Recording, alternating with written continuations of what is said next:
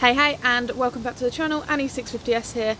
Today I've got my mate's BMW M8 competition. This owner also has a McLaren 720S, so it'll be interesting to see what he thinks of this in a bit later in the video. Let's go and have a look around. So this is a 2023 BMW M8 competition bi-turbo auto thing. Specs, it's got a 4.4 litre twin turbo V8, puts out about 617 horsepower. However, it does weigh nearly 2 tonne and you can really feel that when you're driving it. Does 0 to 60 in about 3 seconds and it will hit about 190 mile an hour. Now personally, I think this car is really good looking. Even compared to the RS5, I think it's really good looking. So just wanted to point out, it is on P0s. And I absolutely hate P0s, but not gonna lie, this isn't too bad. Okay, boot space. Now this particular car, the owner of this car is very into his music, so he's got very expensive sound system there.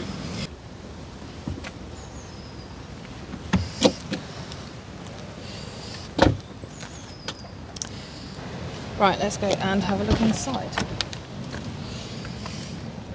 It's actually quite roomy in here. Nice seats with the M8, really like them. Nice leather, feels nice.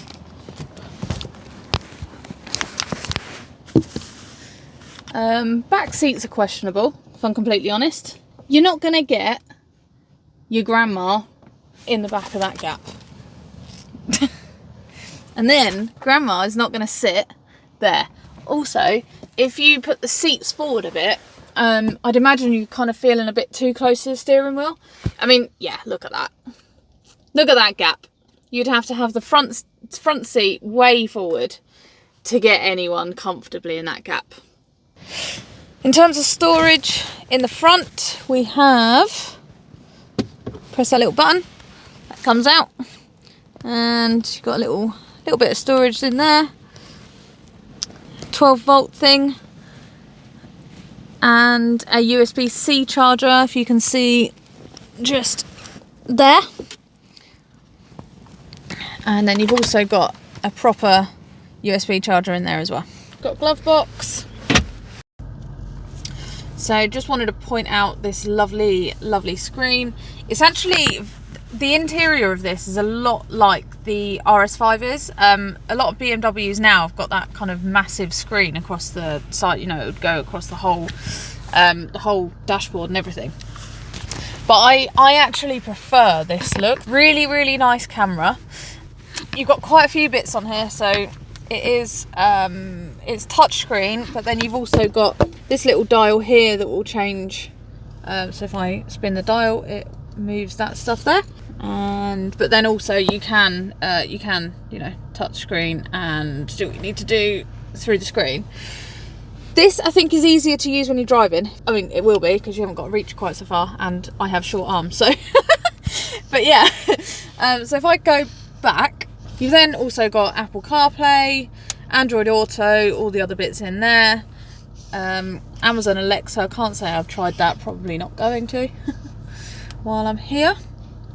You've then got all your driving information, so a menu is, you can configure these two. So on the steering wheel you've got the M1 and M2. So currently in this particular car, M1 puts it into comfort mode, essentially like normal mode, and then M2 turns everything off and puts it into dynamic suspension, dynamic traction control, essentially.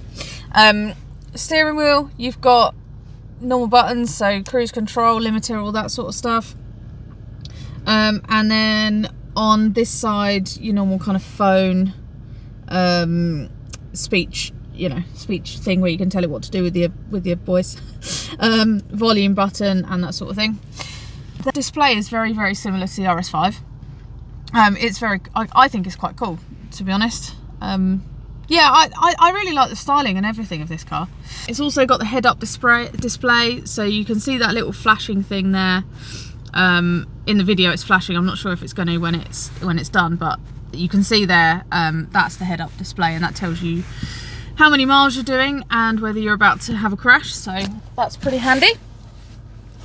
And then you can fully customize that, so turn off the head-up display, change it around, all that sort of stuff. Instrument cluster, again, make that pretty much look however you want it to look. So vehicle status, again, you've got oil levels, all that sort of stuff. Yeah, you've got all sorts of tech basically in this. I will be here going through this stuff forever. So you've got sat nav there, communication there, media, and you get all the normal radio stations and all that sort of stuff. Set relaxing mode and all sorts of stuff in this. Very cool. Right, you've then got all of your normal dials there, all of that stuff. That button, so the owner said to me, don't press that button because it will turn on all kinds of aids that you don't want. Driving aids, I mean. And then you've got cup holders with some cash in it. Leave that there, won't nick that today. And then gear stick, normal, so start stop button. M mode, so I'll show you that in a second. Setup, exhaust. To be honest, the exhaust doesn't really make much difference. You press that and it sounds exactly the same. I really can't see what difference it makes. Park brake, and then again you've got this kind of infotainment system thing that you can control the screen from. One thing I would say is that these buttons are quite clunky. They feel a bit like, I don't know, heavy. You have to kind of, I don't think you have to press them really hard, but it sort of feels like you have to. I can't really explain it, but yeah, I don't particularly like how the buttons feel, if I'm completely honest. And then you've got traction control off there, camera, so that puts your camera on, lovely. If I press M mode, what that does is brings up my driving modes. So what road does is it's basically has all of the assistance on, all of the driving aids, and is essentially a normal, you know, just driving a normal car. Sport turns everything in terms of driver like information off, but then dials back the traction control and kind of actual driving aids. And then track turns everything off. So you've got a very sporty screen there, looks lovely, and yeah, basically all of your assistance is off. What I can then do is if you press the setup button, what that does is then gives you way more control. So basically from here I can you can set up how you want the car to be. To put it into two-wheel drive, you have to press that, hold it down, turn it off. So DSC off, I've got the little thing down there, and then what I can do, go back to setup, then I can click through the different modes and put it into two-wheel drive mode. And yeah, you've got quite a bit of control through here, and you can set the car up pretty much however you want. And as I say, I really like the fact that you can switch between two-wheel drive and four-wheel drive. Right, let's do a startup video, shall we?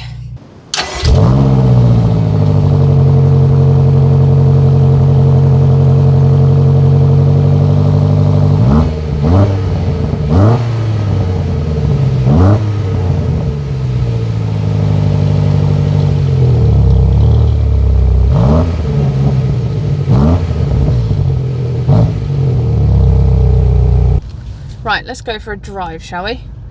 I'm going to be honest, to me this car it feels like a big old bus, even compared to the RS5, which is literally the carbon fibre bus. This takes it to a whole new level. You can really feel that 2 tons worth of weight that it is pulling around with it.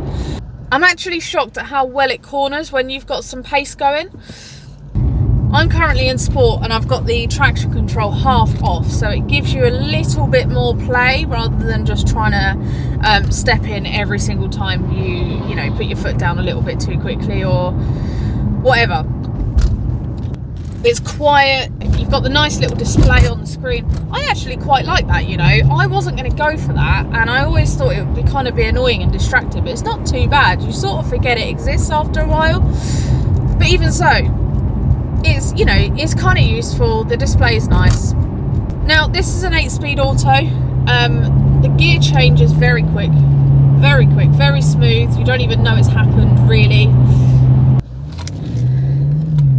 Sounds good. It sounds really good from in here. The only thing is that V8 kind of roars behind you. Don't know if you can hear that. Oh, sounds good. I actually think the exhaust valve button down here is completely pointless. If I open, so that's open, and that's closed. Literally no change whatsoever. I genuinely don't know what the point of that button is, unless I'm missing something, but it's definitely got a light on it and then it hasn't got a light on it, so I think it's doing something. I'm just really not sure what it's doing because the noise doesn't change at all.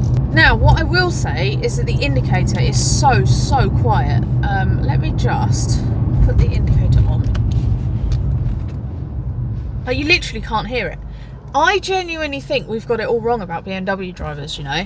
I think that the reason they don't indicate, or we think they don't indicate, is because they do put their indicators on, but they can't hear them when they've turned off.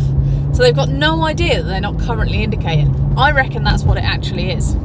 One thing I will say is that the car really likes to sit at no less than 30 mile an hour. You know, I sort of come into 30 mile an hour zones, and I'm pretty Nazi about 30 mile an hour zones, because I believe that they're 30 mile an hour zones for a reason, blah blah blah blah blah blah blah blah. However, I have to keep braking to get this thing to slow down. It feels like it's struggling under 30 mile an hour. It feels like it's got so much torque and so much power that 30 mile an hour is kind of the lower limit for where it wants to sit. It's interesting. It's interesting. I don't think it would be very happy at all in a 20 mile an hour zone. In terms of the GT market, so I drove that Aston Martin last week, and I have to say the Aston Martin had a lot more engagement and experience. Although it's a GT car and you don't get a lot of feedback through the steering wheel, this is the same, it just had it felt more special to drive it. Now, I have also driven an M4 comp, which was one of the cars that I was thinking about getting before I got my RS5, and I absolutely loved that. It had so much experience and so much engagement, and it really felt like what I think a BMW should feel like. This is very, very numb, very numb. And this drives a lot more like the RS5 does. It's kind of, as I say, big, heavy. You can feel the weight that it's pulling around. It's kind of lumbery. It's kind of boat-like, if I'm completely honest. But once you can get on a little twisty road and put it into sport, it does kind of come into its own a bit. And I'm surprised at how nimble it is and how quickly it does turn and how well it turns, actually. I was sort of putting my foot down through corners earlier, expecting the back to either spin out or kind of start letting itself go, and it didn't at all. It's obviously very, very capable for the amount of power that it's got. I was genuinely thinking that power was going to be too much for the car, but it's not at all. It feels just about right, to be honest. You can really power through those corners and, you know, and make up some pace quite quickly on the little B roads. However, doesn't excite me at all. Now, the Aston Martin had the noise factor and it had the experience, and it just felt really special to drive. I'm not getting that feeling in this car. I love how it looks. I really love the looks of it, but I feel like I'm in the Audi. And these new are over 100 grand, right? If I'm going to be spending over 100 grand, I want to feel special while I'm driving it, and I just don't. It's nice, it's comfortable, it's luxurious. You could go to the south of France in it, whatever. But I'd just rather be doing it in the Aston, if I'm totally honest. Or the RS5, or so many other cars. M4, I'd do it in an M4. My God, are they good to drive. They're fantastic, fantastic cars, and they've got the driving experience. You get the feedback through the steering wheel, and you feel like you're driving a performance car. They are what I would call performance cars, and I know this isn't a performance car, but I'm going to be honest, I'm kind of bored. I'm bored driving around in it. I've been driving around in it for 2 hours now, and I'm kind of happy to just go and give it back. Would I swap the RS5 for it? No, not for what it cost. Again, would I go and get into an Aston Martin instead? Yes, I would 100% rather go and get an Aston Martin. Would I be happy bombing about in this if I had one? Yes, I would. It's a nice car. It's a nice place to be. Do I want one? Absolutely not. No. No. Sorry, BMW. Sorry to the owner of this car, who you're going to meet in a minute when we do our little conversation. And I will be completely honest about how I feel about it. Because I am. I don't see the point in pretending that I like something when I don't. Yeah, it's a shame really.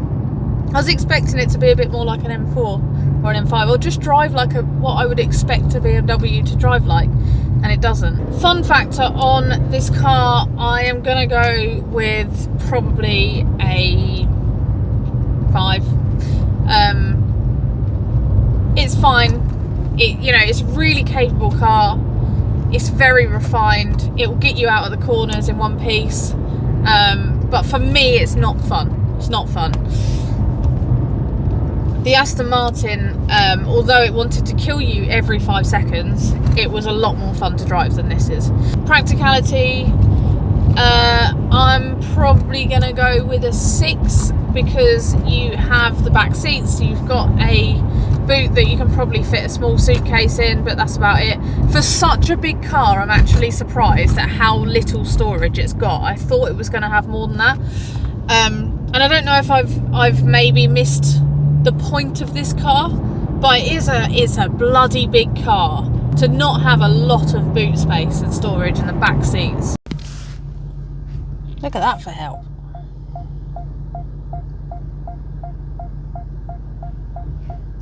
Oh, I love this screen. I'd never hit anything ever again. I am actually going to stop now because I may hit something. I'm scared. I'm scared. This is Alistair, aka Prince William. See, I'm the poor person who owns the car that Annie's just done a little bit of a review on. How long have you owned it? 5 months. And why did you buy it?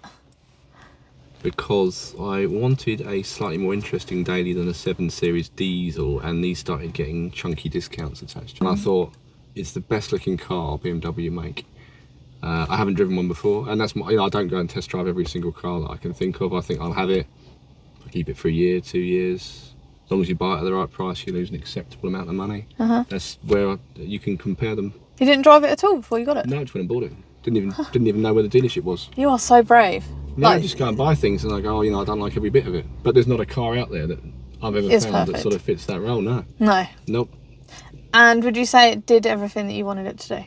Yeah, it does. It does everything. Yeah, it does everything you want it to do. I mean, none of us can complain about this. Yeah, if you've got to drive a car like this every morning, it's a lovely thing to drive. Yeah, even though it's a weird ass platform and we don't know why it was created. But yeah, it's a bit of everything. But there's worse cars you can spend 85 or grand on. Yeah, and that's where the market finds balance for things, isn't it? There's people that would say no to this, but they'd say yes to spending, I don't know, 15, 20 grand more on Advantage and driving it every day. Yeah. This is probably a more everyday proposition, but the Vantage will lack some of the creature comforts of this, like the heads-up display, the heated and cooling seats, the millions of different things you can do with it. It's very modern in here, isn't it? It's got a lot of tech, actually, compared to the Vantage. The Vantage, I don't think it's got anywhere near as much Which tech. is sort of the old Merc stuff still, isn't it? Yeah. Until you get into the newer stuff, yeah. Yeah. No, so for the money, it's a great car, but it's a strange car when you drive it around. And I haven't driven the Aston, so your pros and cons will be really interesting to hear. Yeah. Eventually. Cool. And what would you say you love about it the most? Looks. And what do you not like about it the most? Probably just the weight and the tyres and things. It just doesn't feel...